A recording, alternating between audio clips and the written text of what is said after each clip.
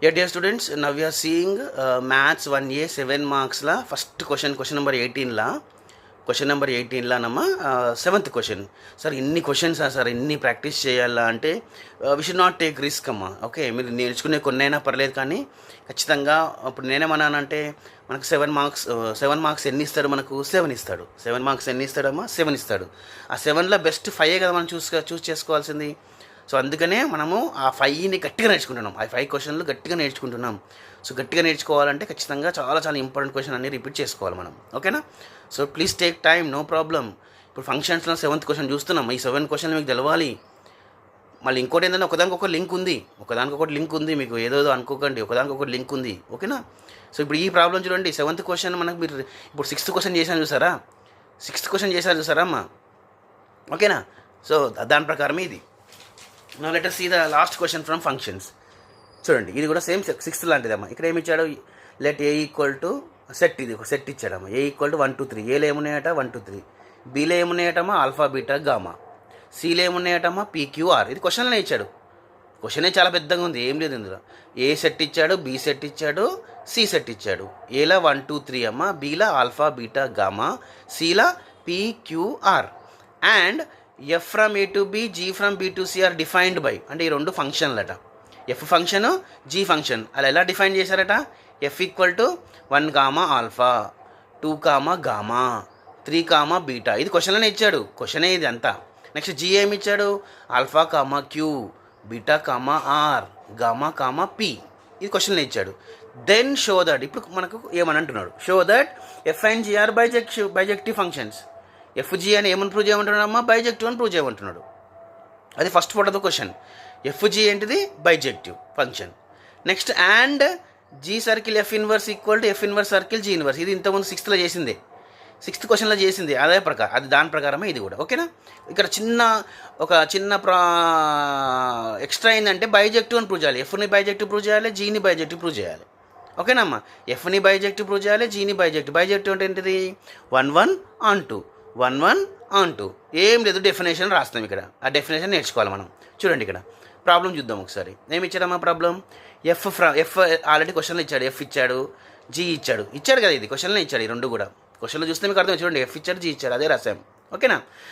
ఇప్పుడు 1 1 అంటే ఏందమ్మా? 1 1 అంటే ఏంటంటే ఏం లేదు, ఎప్పుడు ఎఫ్ 1 1 అవుతుంది. ఎప్పుడు ఎఫ్ 1 1 అవుతుందమ్మా? 1 1 అంటే ఏందమ్మా? చూడండి, ఇక్కడ 1కి ఏంటిది? ఇక్కడ ఆల్ఫా, 2కి ఏంటిది? బీటా, 3కి ఏంటిది? గామా. అంటే ఇక్కడ చూడండి, ఇవన్నీ వేరేనే. Alpha, gamma, beta. ఎప్పుడైతే ఈ వాల్యూస్ వేరే ఉంటాయో అదే 1 1. అలానే జీ కూడా చూడండి ఒకసారి. జీని alpha comma Q, beta comma R, gamma comma P. అంటే ఇక్కడ చూడండి, క్యూ ఆర్ పి అన్నీ వేరేనేవి. ఈ రెండో వాల్యూస్ వేరే ఉంటే అది 1 1 అన్నట్టు. సో అదే రాస్తాం చూడండి ఇక్కడ. Clearly F and G functions domains have and unique image. అదే వేరే అంటే ఏంటిదంటే యూనిక్ ఇమేజ్ అంటాం దాన్ని. F and G functions domain have unique image. ఇవన్నీ యూనిక్ ఇమేజ్ అంటాం. ఇది ఈ లైన్ మనం గుర్తుపెట్టుకోండి. So F and G are 1 1 function. దీని ప్రకారమే 1 1 అంటాం అంతే. ఈ లైన్ రాయడం 1 1 ఫంక్షన్ అమ్మా. ఏమని రాస్తారు మీరు? Clearly F and G functions domains have and unique image. F and G are 1 1 function అని రాస్తారు. F and G are 1 1 function అని రాస్తారు. ఓకేనమ్మా? Next onto function. Onto అంటే ఏంటిది? ఆన్ టు అంటే ఏంటమ్మా? ఆన్ టు అంటే ఏంటంటే చూడండి, ఇక్కడ F from A to B అన్నాడు కదా. F from A to B అన్నాడు కదా. బీలో ఏముంది మనకు? Gamma beta alpha, alpha beta gamma. బీలో ఏముందమ్మా? Alpha beta gamma. బీలో ఏముంది? Alpha beta gamma. మనం గమనిస్తే ఎఫ్లో చూడండి, ఆ ఆల్ఫా బీటా గామా అవుపిస్తుంది మనకు. ఆల్ఫా అవుపిస్తుంది, బీటా అవుపిస్తుంది, గామా. అంటే ఏది కూడా మిగిలిపోలేదు. బీలో ఉన్నాయన్నీ రెండో ప్లేస్లో ఉన్నాయి. సో బీలో ఉన్నాయన్నీ రెండో ప్లేస్లో ఉంటే దాన్ని ఆన్ టు అంటాం. ఓకేనా? అలానే జీ కూడా చూడండి. జీ ఏంటిదమ్మా? B to C. సిలో ఏముంది? పీక్యూఆర్. చూడండి, ఆ పీక్యూఆర్ ఇక్కడ వచ్చేసినాయి. పీక్యూఆర్. సో ఇది ఆన్ టు అంటే. ఓకే, ఇక్కడ ఏం రే చూడండి, ఇక్కడ clearly F and G functions codomains are mapped with at least 1 element of domain. అంటే ఇక్కడ దీని అర్థం ఏంటంటే codomain, no value is left over in codomain. Codomain అంటే ఏం లేదమ్మా. చూడండి, ఇక్కడ బీ టు సి అని ఇది కోడొమైన్ అంటాం. సీని ఏమంటాం? కోడొమైన్. అంటే సీలో ఉన్నాయి అన్ని పీక్యూఆర్ అనేది జీలో ఉంటున్నాయి చూడండి. ఓకేనా, జీలా ఉంటున్నాయి PQR. ఓకే, సో మీకు అంటే సార్ మాకు కొంచెం అర్థం కావట్లేదు అంటే ఏం లేదు, మీరు ఇట్లా కూడా రాసిన ఏం కాదు. Clearly F&GR 1 function and on 2 function అని రాసిన ఏం కాదు. ఇక్కడ ఏమని ప్రూవ్ చేయమన్నాడు మనని, F&GR బైజెక్టివ్ ఫంక్షన్ అన్నాడు కదా. మీరు సార్ మాకు ఇదంతా అర్థం కావట్లేదు అంటే ఏం రాయాలంటే చూడండి, ఇక్కడ ఈ స్టెప్ రాస్తే క్లియర్లీ అని రాస్తే అయిపోతుంది. కానీ ఈ స్టెప్ అయినా మీకు గుర్తుంటుంది. Clearly F&GR 1 function, clearly F&GR on 2 function. ఈ స్టెప్ రాసిన okay. Clearly F&GR 1 function, clearly F&GR on 2 function, therefore F&GR bijective అని రాసిన అయిపోతుంది. No problem.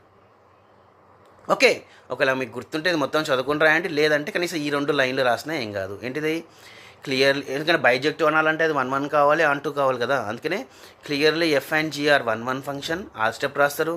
Clearly F&GR on 2 function అని రాస్తారు. 1 ఆన్ 2 అని అవుపడాలమ్మా, ఇది అవుపడాలి మనకు. 1 ఆన్ 2 అని అవుపడాలి. సో అందుకనే clearly F&GR 1 function, clearly F&GR on 2 function. So F&GR bijection. F&GR ఏంటిదమ్మా, బైజెక్షన్. అయిపోయింది. F&GR what, bijection. Right. So first part of the question అయిపోయింది. Show that F&GR bijection. ఇప్పుడు ఏమంటున్నాడు, G circle F inverse is equal to F inverse circle G inverse కదా, ఇంతకుముందు problem లాగానే. చూడండి ఇప్పుడు రైట్, F ఇచ్చాడు కదా మనకు.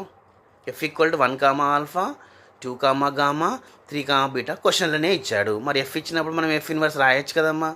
ఏంటిది F ఇన్వర్స్ అంటే, మీకు గుర్తుంది కదా. F ఇన్వర్స్ అంటే ఉల్టా 1 ఆల్ఫా కాస్త ఆల్ఫా 1 అవుతుంది, 2 గామా కాస్త గామా 2 అవుతుంది, 3 బీటా విల్ బికమ్ బీటా 3. అంతే. నెక్స్ట్ G ఇచ్చాడు, ఆల్రెడీ Gలో క్వశ్చన్లో ఇచ్చాడు. When you know G you can find G inverse కదా. G ఇన్వర్స్ ఏమవుతుందమ్మా, alpha Q will become Q alpha, beta R will become R beta, gamma P will become P gamma. Okay, right. Okay, next ఏంటిది మరి, G circle F. ఇది important అమ్మా. G circle F ఎలా వస్తుంది sir, ఇంతకుముందు మనం discuss చేసాం కదా G సర్కిల్ F ఎలా వస్తుందో. ఓకే, G సర్కిల్ F ఎలా వస్తుంది ఇంతకుముందు చెప్పాం కదమ్మా. G సర్కిల్ F ఎలా రాయాలి సార్, దీన్ని ఎలా మనం రాయాలి సార్, G సర్కిల్ Fని ఎలా రాయాలి సార్, G సర్కిల్ Fని ఎలా రాయాలి సార్. ఓకేనా, ఎలా రాయాలి సార్, వెరీ సింపుల్ సార్. చూడండి, G సర్కిల్ F ఎలా రాయాలి. ఓకేనమ్మా, G సర్కిల్ F ఎలా రాయాలి, G సర్కిల్ F ఎలా రాయాలి. G సర్కిల్ F రాయాలంటే Fని చూడండి ఫస్ట్. ఇది మూసేయండి, Fని చూడండి. Fలో ఫస్ట్ వాల్యూ చూడండి అమ్మా, 1 2 3. సో అదే రాయండి, 1 2 ఓకేనమ్మా, 3 dear students, very simple. F యొక్క ఫస్ట్ వాల్యూస్ 1 2 3, 1 2 3.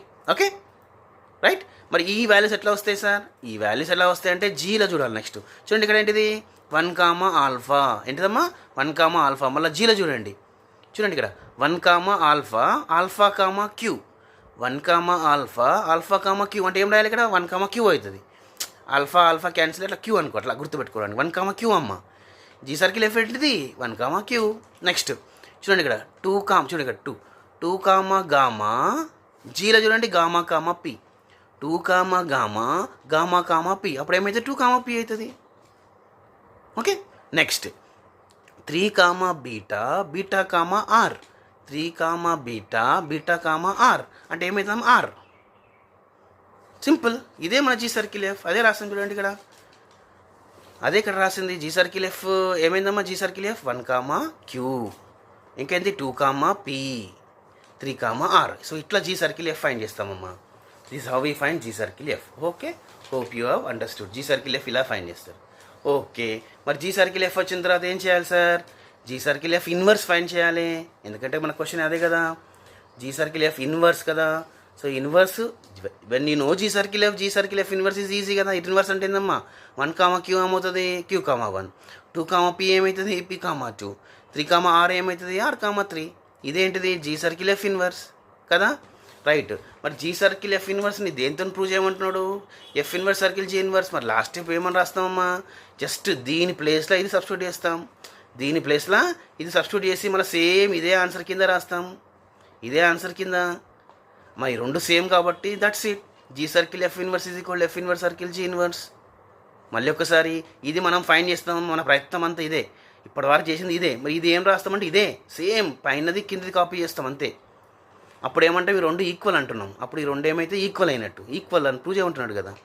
ఈక్వల్ అంటే రెండు సేమ్ ఉండాలి. క్యూ ఉంటే Q1 ఉండాలి.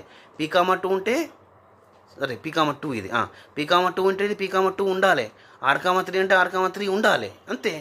అదే కదా ఈక్వల్ అంటే. So dear students, with this we complete ఫంక్షన్స్లో చాలా చూసాము. 7 క్వశ్చన్ చూసాము. So please practice the 7 questions. Damn sure 1 question will be coming for 7 marks అమ్మ. ఖచ్చితంగా 7 మార్క్స్లో వస్తుంది మీకు. ఈ 7 క్వశ్చన్స్ ప్రాక్టీస్ చేస్తే ఒక్క క్వశ్చన్ తప్పకుండా వస్తుంది, damn sure. So please practice seriously.